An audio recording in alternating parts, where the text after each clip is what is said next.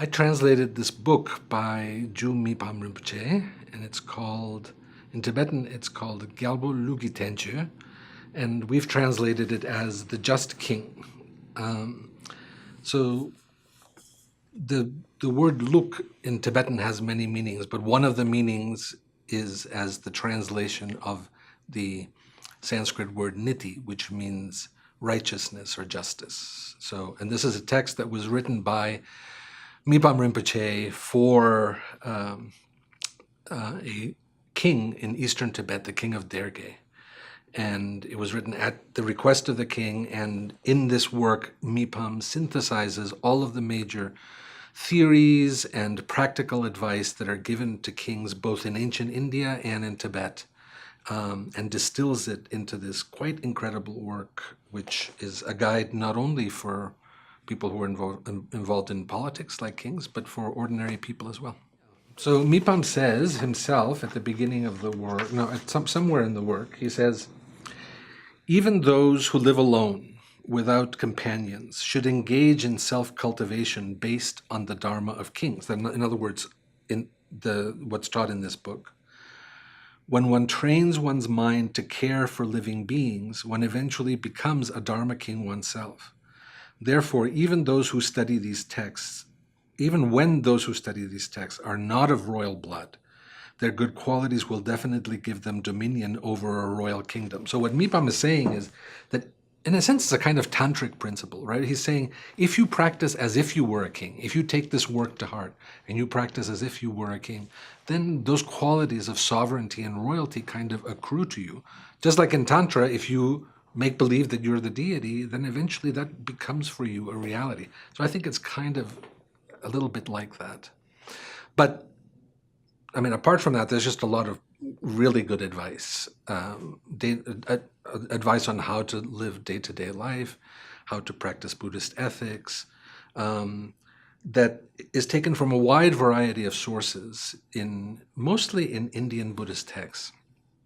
And Mipham he's a great synthesist. He has a very synthetic mind. And he has this ability to kind of organize things according to distinct topics, like, for example, the importance of consultation, right? The importance that when you make a decision, it's better if you make that decision based upon consultation with others than simply if you make the decision unilaterally. So that's just a good piece of worldly advice, and Mipham devotes a whole chapter on it. So he tells you that you should do this, why you should do this, the benefits of doing this, and the problems if you don't do this. Just one example. So I think the work is very timely. I did most of the work on this before the last elections, but now when I read the work after the last elections, then I see so much that's relevant to thinking about our present political and social situation.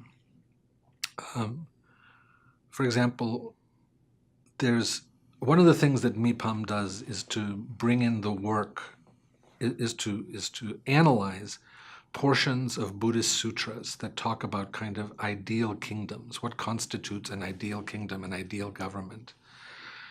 And one of the things that he says is that, an ideal polity, an ideal society is one that is open to people, right? To many different types of people from many different walks of life. And that is welcoming of people. And he talks about the importance of being hospitable, So when we think about this advice in regard to our present moment, when oftentimes the discourse is about keeping people out and, thinking about our own needs and our own country, whereas Mipham's advice is always to think about others, even to think about the enemy. This is one of the amazing things about the ethics that he puts forth. It's really a Mahayana ethics that's based upon texts like the Bodhicharyavatara, where the welfare of other really comes before the welfare of self. So all of these things make the work very relevant, especially in this day and age. Yeah, Mipham was maybe one of the great scholars of Tibet. I mean, sometimes there are said to be three Manjushri-like scholars. Manjushri is the deity of wisdom, and there's said to be three Manjushri, three Jamgöns in Tibet, three Manjushris. One is Sakya Pandita, one is Tsongkhapa, and one is Mipham. So Mipham had, and then one of the things that's happened as a result of translating this work is that I've really grown to respect Mipham as a scholar, and he's really widely read. You could tell that he's read all of the Buddhist canon, and like I said before, that he has this ability to kind of synthesize this material into in a fashion that makes it readily accessible to other people. So that's one of his qualities, is that he was incredibly learned. He has huge collected works. I can't remember now, maybe 36 volumes. And this is just one text among those 36 volumes worth of text. And Mipham wrote on every conceivable subject. So he wrote on political ethics, which is this work, but he also wrote important treatises on philosophy, on Madhyamika, or the philosophy of emptiness.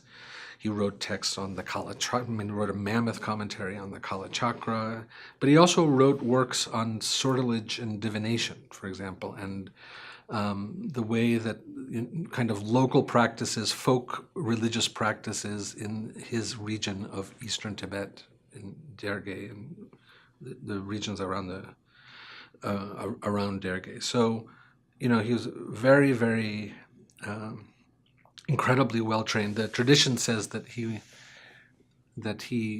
was able to understand a text simply from hearing it spoken a single time, and you really get the sense of that really the depth of meaning, his ability to kind of draw out the implications of classical works is really outstanding.